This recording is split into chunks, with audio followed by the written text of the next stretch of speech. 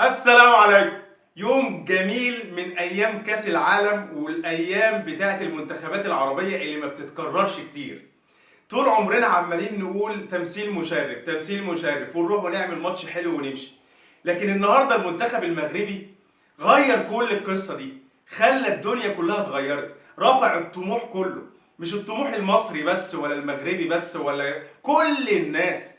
يا باشا ده انا عمال ادور على تيشيرت اي لون من الالوان بتاعت المغرب، لدرجه ان انا من فرحتي انا ما لقيتش غير التيشيرت المصري. قلت مصر والمغرب واحد، لازم اطلع اتكلم على مباراه المغرب والانجاز التاريخي العربي في المونديال بالشيرت منتخب مصر. وانا كلمتكم كتير، قلت لكم احنا عاوزين نفرح بقى بانهي تيشيرت، ماشي مش فارقه معانا. التيشيرت المصري مش موجود، نفرح بالمغربي بالتونسي بالجزائري بالسعودي بالقطري، مش هتفرق معانا.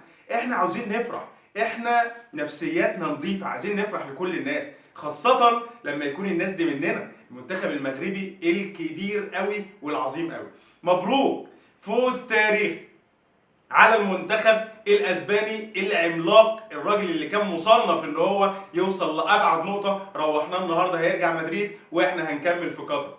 المنتخب المغربي اعظم انجاز عربي في تاريخ المونديال، فوز ولا اروع، صعود لدور الثمانيه في كاس العالم قطر 2022. عايز تعرف ازاي كسبنا؟ هقول لك طبعا، بس قبل ما احكي لك طبعا كالعاده اربط حزامك وشايك وقهوتك وحصلني. نيجي بقى نتكلم في الماتش. فاكرين لما قلت لكم ان في ماتشات كتير ما فيهاش كلام فني؟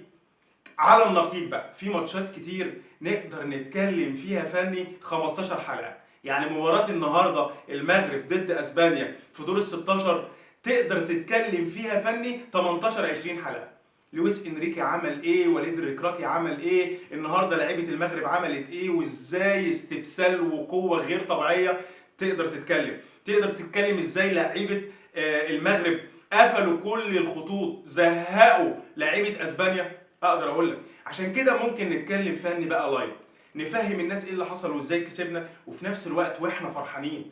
بس قبل ما اتكلم عايز اقول للمهاجم اللي هو شريده، او يا عم حطها، بتعمل ايه يا راجل؟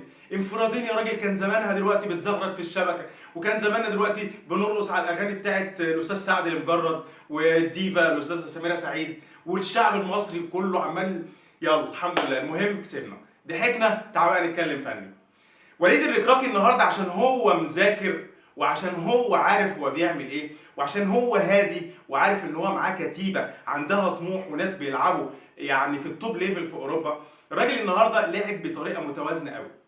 الشوط الاول لعب بطريقه 4-1 وكانت بتتحول ل 4-3-3، وساب الاستحواذ، بس الاستحواذ اللي هو ما يضرنيش لمين؟ للويس انريكي بكتيبه النجوم بتاعته، ان انا اسيبهم يلعبوا الكره قدامي وانا قافل نص ملعبي بثلاثي غير طبيعي، اناحي واملاح، والراجل اللي هو عبقري في نص الملعب، بوكس تو بوكس زي ما الكتاب بيقول، رقم 6 زي ما الكتاب بيقول، اللي هو المرابط، اللي انا شايف ان هو يلعب في احسن انديه العالم. يعني لو هتختار 5-6 افضل لعيبه وسط ملعب محور في البطوله دي، لازم تحط معاهم المرابط. طيب عمل ايه كمان؟ النهارده عمل حركه حلوه قوي عشان تعرف ان الراجل ده مذاكر. كل الماتشات اللي فاتت كانت الجبهه اللي شغاله اكتر كان حكيمي وقدامه زياش، وكانت الجبهه الثانيه اليسرى يعني قليله في الهجوم شويه. النهارده عكس الدنيا. النهارده مزراوي في ناحيه الشمال وقدامه بوفال كانوا عاملين جبهه غير طبيعيه، وقافلين كل الخطوط، واقفين. اول ما بقطع الكوره عند الريد لاين اللي انا عامل اللو بلوك، اول ما بقطع الكوره بعمل تحولات. كان في بعض الاوقات التحولات بتبقى ضعيفه شويه، لكن احنا رحنا بكوره وباتنين وكنا ممكن نهدد منتخب كبير زي المنتخب الاسباني. على النقيض بقى تعال نشوف فنيا لويس انريكي عمل ايه.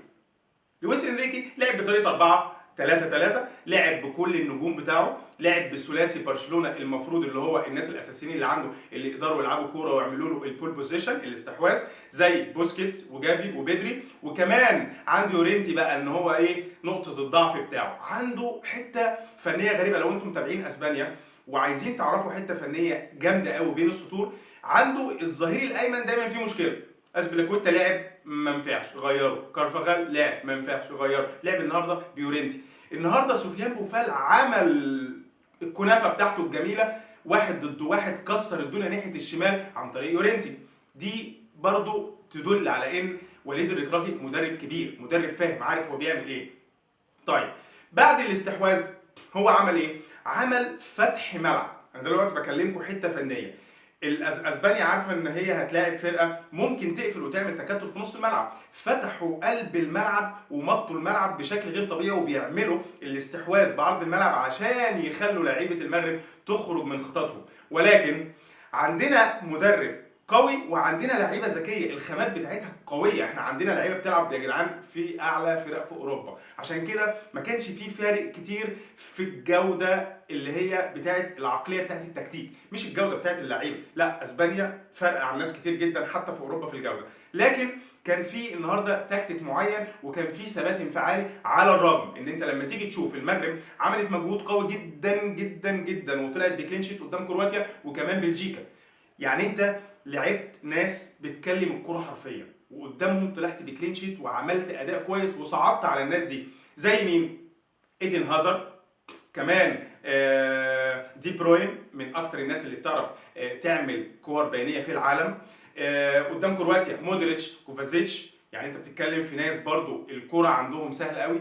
كمان النهارده نجوم اللعبه، نجوم اللعبه بتاعت الاستحواذ وازاي ان انا بباصي، ان انت تعمل قدام الناس دي مجهود بدني وفني. لا، انت ما صعدتش بالصدفه. اوعى تفكر ان المغرب صعد صدفه. المغرب مجهز نفسه كويس جدا، المغرب تعبان، المغرب تعبان بدنيا والنهارده تعبان تكتيكيا. النهارده سفيان مرابط عمل حاجه حلوه قوي، حته كده بين السطور برضو، حته فنيه. دايما اسبانيا بتلعب على حاجه اسمها لعيب فري، بعمل استحواذ باص باص باص باص لحد ما الدنيا بتفتح بيبقى في لعيب فري. النهارده سفيان مرابط في طريقه 4-1 هو كان بيروح دايما يقابل البدري او جافي او بوسكيتس او حتى موراتا لما نزل من تحت او حتى اولمو قبل ما يخرج. الناس دي كانت بتبقى فري، هو كان بيلعب عليها مان تو مان ضغط وغير طبيعي. الراجل ده نسبه التمريرات بتاعته يا جماعه يا جدعان 88% سليمه. يعني انا بقول لك احنا ما صعدناش صدفه، احنا نستحق. وانا شايف ولو انت متابع، عشان كده انا بقول لك انزل، اوعى تنسى تعمل اشتراك في القناه عشان تشوف كل ما هو جديد. انا كل اللي بيحصل ده مش بنجم، انا بقوله لك فني. انا قايل لك ان لو في فرقه من العرب الوحيده او حتى افريقيا احنا مراهنين عليها ان هي تصعد هتبقى المغرب، والحمد لله كلامنا حصل.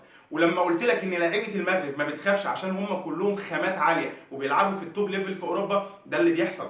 واحد ضد واحد بيفوتوا في ضغط بدني، بيعملوا ضغط عالي. حتى التحولات الهجوميه اوقات بتبقى ضعيفه واوقات بتبقى عاليه جدا. شوف التحولات الشوط الثاني، بقول لك انفرادين لشريده ده، ولا الاسم الغريب اللي انا مش عارف اسمه، غريب جدا انا مش عارف احفظه بصراحه، مضيع انفرادين. عندك كمان سفيان بوفال عامل في الشوط الاولاني واحده حلوه قوي قوي لاكرم، كانت ممكن تيجي جول. يعني انت لا، انت مش صدفه يا جدعان، احنا جامدين قوي. لازم الطموح يتغير، لازم كل الناس تتعلم ان خلاص بقى قصه ان انا اروح فرحان ان انا رايح كاس العالم وبالبدل الجميله واشوف بقى الديزاين الجميل وبعد كده العب الماتشين بتوعي واقول لك تمثيل مشرف او حتى تمثيل وحش واركب الطياره واجي. لا خلاص بقى الفكر لازم يتغير، يعني خلاص الطموح لازم يتغير.